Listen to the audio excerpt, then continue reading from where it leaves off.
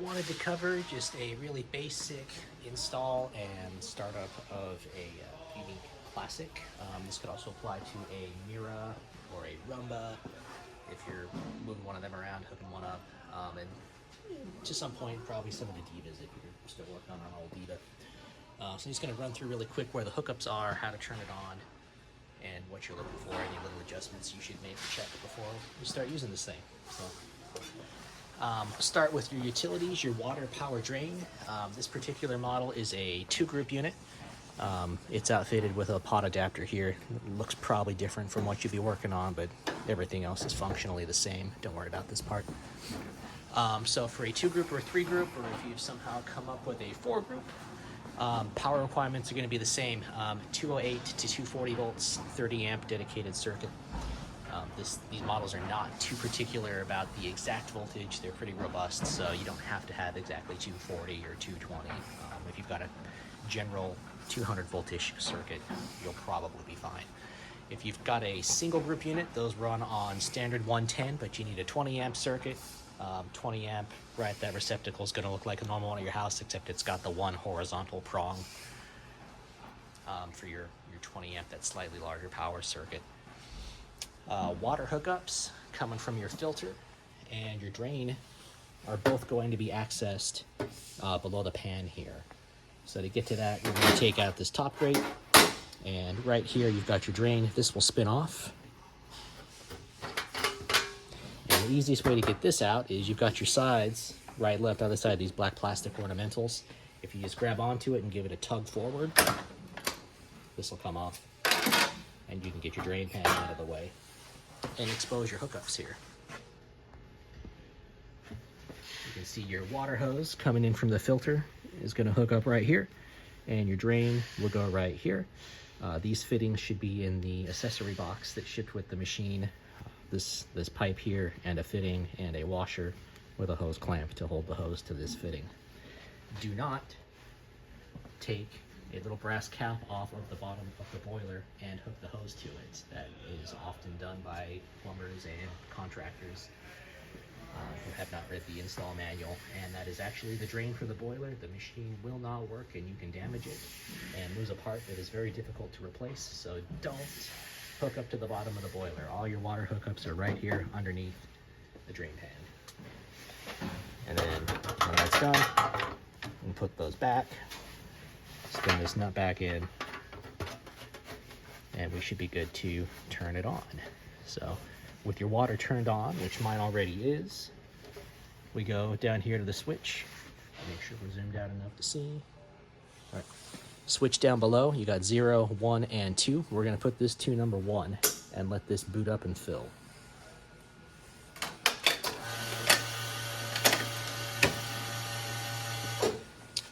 That was a really short fill cycle, which is great because I've already been using this machine.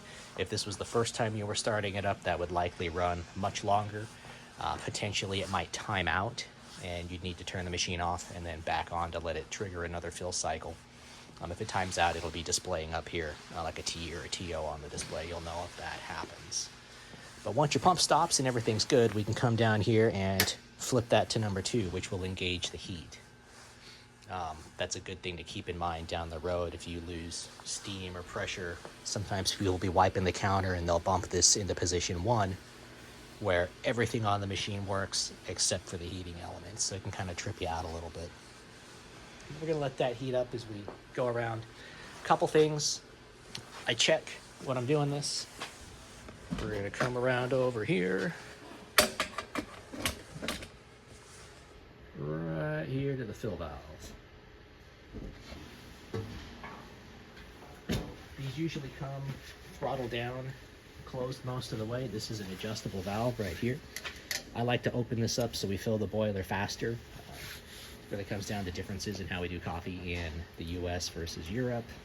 Our hot water spout we usually use a lot for Americanos or teas or larger volumes of water, where you don't see that done so much in Europe. So you got 2 screws here. There's a little copper one and a brass one and a silver one. The brass one's just a stopper. You don't have to worry about that.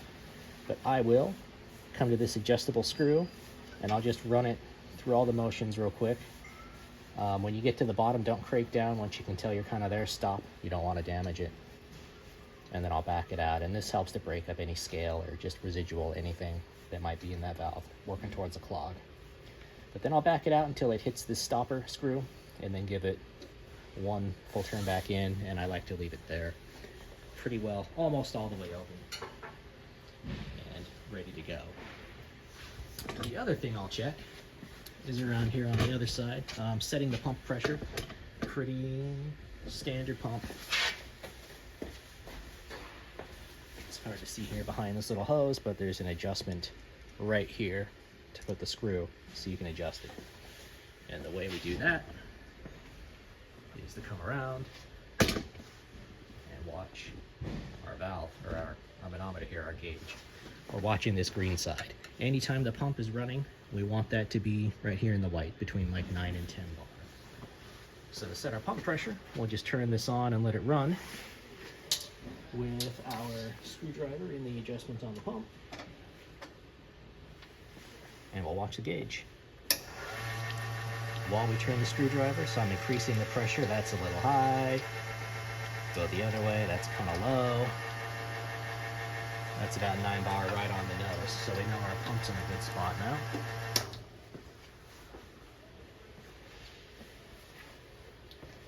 One other thing to take note of, zoom out a little bit here, back over here on the right, and this can be different models, it's different sides, but this component right here is going to be your high limit.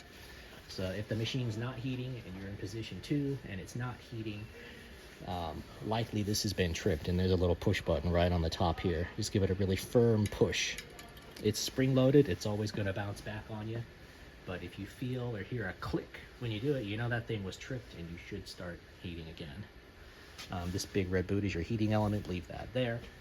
You don't want to peel away with that and get some pretty nasty shocks coming right off that element. So be careful working around here, and just know that this button up at the top is where you should be resetting that.